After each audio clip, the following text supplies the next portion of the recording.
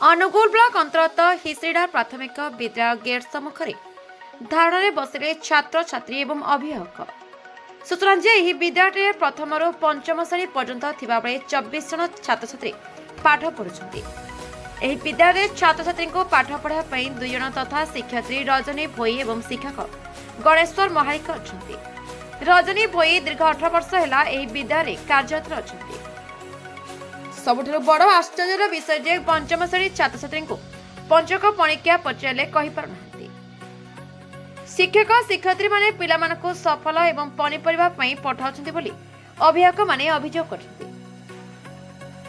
ଏପଟ ଧାରଣାରେ ବସିଥିବା ଛାତ୍ରଛାତ୍ରୀଙ୍କୁ ପଚାରିବାରୁ ବିଦ୍ୟାଳୟରେ ଠିକ୍ସେ ପାଠ ପଢ଼ା ହେଉନି।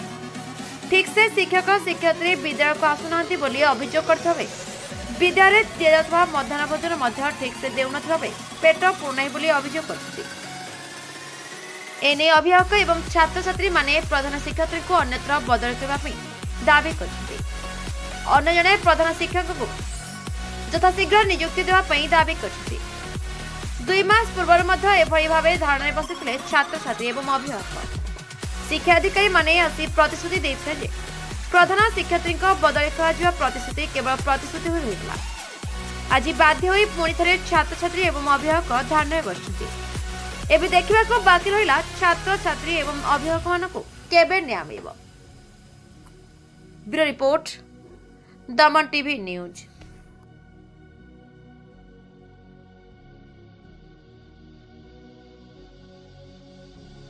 दुष्मंत प्रधान को क्लास पढुछ पंचम जे एठी कोन पय बसिछ जे पाठ न पढिया जे हम मैडम पढ़ुनाहांती पढुनांती केते दिन हलन को मैडम तक ना कोन करली रजनी होई कोन पय पढुनांती पचारि जे ना पचारिनु आ खाली कोन मैडम पढुनांती ना अन्य कोन काम भी करंती काम करंती सफल भाई पठथिबी मैडम पठांती सफल पय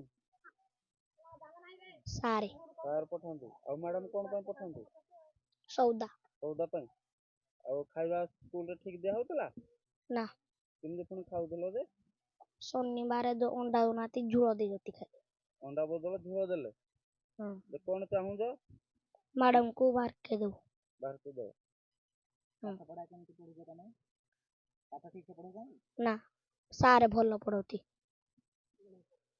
सूर्यकांत नायक ओ क्लास रे पढुछ पंचम श्रेणी कोन पाठ पढिबोनी एठे कोन पय बसिछ जे पाठ न पढी आम सारे पढ़ोती बोलो आम मैडम पढ़ोनाती सब ना ताको ना जानि जो मैडम को ना हां कोन ना रजनी भोई कोन पय से पढोनांती हम जानिनु तब पुनी किमती पढुछ जे से पढ़ोनाती किछि केते दिन हला नै भोल्या केते मासे पुनी पाठ किमती पढुछ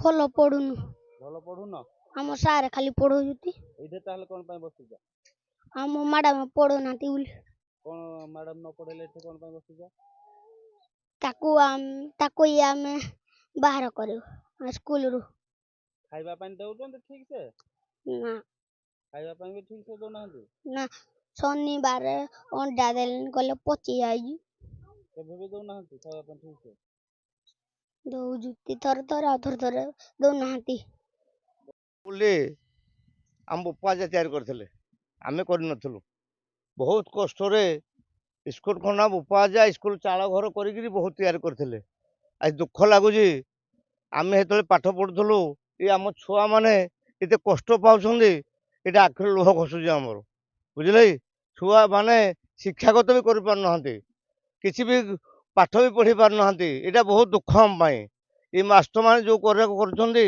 आज काली कौन कर सरकार जो प्रकार निष्पत्ति नौ आम से मानुनु मुझे डीओ पाक डीओ कहला आम कि जहाँ करेंगे सरकार करेंगे माने को कहे जन स्कूल शिक्षयत्री जो पाठ कहीं पढ़ा चाहिए ताले स्कूल चाकरी कर लाभ कौन अच्छे पाठ पढ़ा कौट अब जब पाठ पढ़ा होता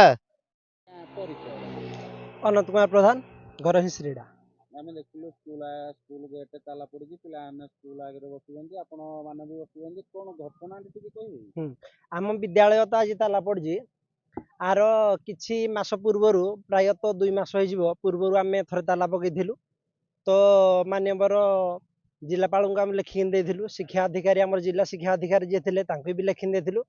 ଆମ ଗ୍ରାମର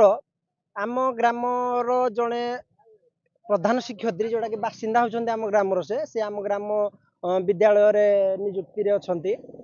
ସେ ପ୍ରାୟ ଆଜକୁ 18 ବର୍ଷ ହେଲାଣି ଏଠି ଚାକିରି କଲେଣି। ଚାକିରି କରିବା ଭିତରେ ତାଙ୍କର ଶିକ୍ଷାଗତ ଯୋଗ୍ୟତା କ'ଣ ଆମେ ଜାଣିନୁ, କିନ୍ତୁ ପିଲାମାନେ ବହୁତ ଅଶିକ୍ଷିତ ଏଠି ରୁହନ୍ତି। ମୁଁ ବି ତାଙ୍କଠି ପାଠ ପଢ଼ିଛି। ମୁଁ ସେତେବେଳେ ଚତୁର୍ଥ ଏଠି ପଢ଼ୁଥିଲି। ସେତେବେଳେ ଆମର ଥିଲା ଆମେ 60ରୁ 70 ପିଲା ପଢ଼ୁଥିଲୁ। ତାଙ୍କର ଯେଉଁ ଟାଇପ୍ର ପାଠପଢ଼ା, ସେ ପାଠପଢ଼ାକୁ ନେଇକି ଯେହେତୁ ଆମେ ଏଠି ହେଉଛୁ ସବୁ ଆଦିବାସୀ ଲୋକ, ପ୍ରାୟତଃ ଆଦିବାସୀ କମ୍ ଏଠି ଚଷାବାସୀ ଲୋକ ବସବାସ କରନ୍ତି। ତ ଲୋକଙ୍କ ପାଖରେ ସମ୍ବଳ ନାହିଁ ବାହାରେ ନେଇକି ପିଲାଙ୍କୁ ପଢ଼ିବା ପାଇଁ। ସ୍କୁଲ ଗାଁ ସ୍କୁଲ ଉପରେ ସମସ୍ତ ନିର୍ଭର କରନ୍ତି। ତ ସେଇଠୁ ଆଜି ଆମେ ଯେତେବେଳେ ଚିନ୍ତା କରୁଛୁ, ଆମ ସ୍କୁଲରେ 60 ପିଲାରୁ କମିଲେଣି 25 କି ଆସିଲେଣି, କେବଳ ଏଇ ଶିକ୍ଷକ ପାଇଁ। ଯେହେତୁ ତାଙ୍କର ପାଠପଢ଼ା ଠିକ୍ ନାହିଁ। ସପ୍ତାହ 7 ଦିନରୁ ସେ 3 ଦିନ ପ୍ରେଜେଣ୍ଟ ରହନ୍ତି, ଆଉ 4 ଦିନ ସେ ଛୁଟି ମାରନ୍ତି। ତ 2 ଜଣ ଶିକ୍ଷକ ଭିତରେ ସେ ପାଳି କରିକି ପଢ଼ାନ୍ତି।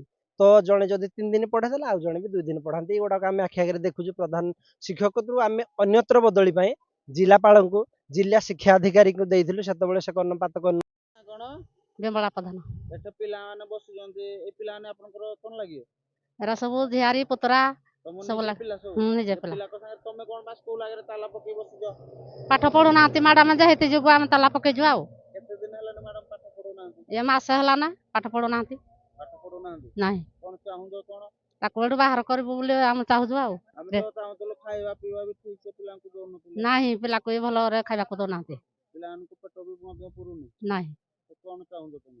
ଆମେ ଏଠୁ ତାକୁ ରିଟାୟାର୍ଡ କରିବୁ। ଆଉ ୟା ପୂର୍ବରୁ ବି ଥରେ ଧାରଣା ହଁ ବସିଥିଲ? ହଁ କ'ଣ ବସିଥିଲୁ। ହେଇଥିଲା ସେ ଧାରଣାରେ? ହେଇ ଧାରଣାରେ ସେ ମାନିଥିଲା ଆମେ ପଢେଇବୁ ବୋଲି, ହେଲେ କେତେ ଦିନ ପଢେଇ ଦେଲା, ଆଉ ପଢେଇଲାନି। ନ ପଢିବା ହେତୁ ହେତୁ ଯୋଗୁ ଆମେ ଆପଣଙ୍କୁ ଡକାଇଲୁ।